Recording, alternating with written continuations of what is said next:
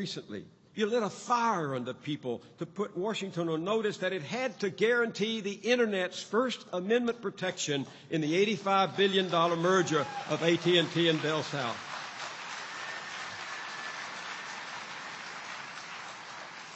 Because of you, the so-called Internet neutrality, I much prefer to call it the equal access provision of the Internet.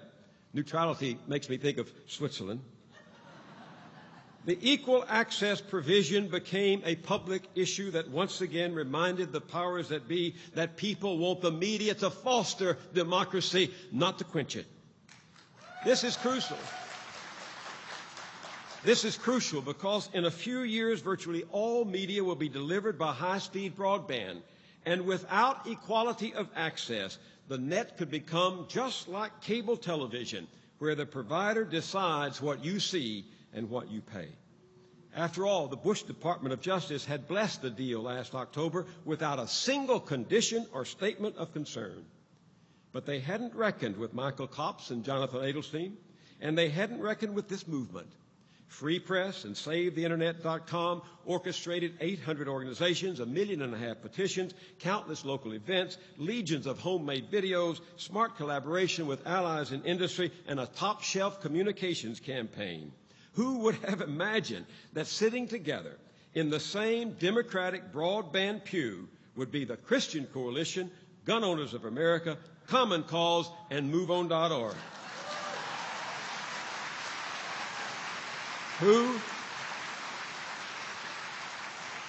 Who would have imagined that these would link arms with some of the powerful new media companies to fight for the Internet's First Amendment? We owe a tip of the hat, of course, to Republican Commissioner Robert McDowell. Despite what must have been a great deal of pressure from his side, he did the honorable thing and recused himself from the proceedings because of a conflict of interest. He might well have heard the roar of the public that you helped to create. So AT&T had to cry uncle to Copps and Adelstein with a, quote, voluntary commitment to honor equal access for at least 2 years. The agreement marks the first time that the federal government has imposed true neutrality, equality, on an Internet access provider since the debate erupted almost 2 years ago. I believe you changed the terms of the debate.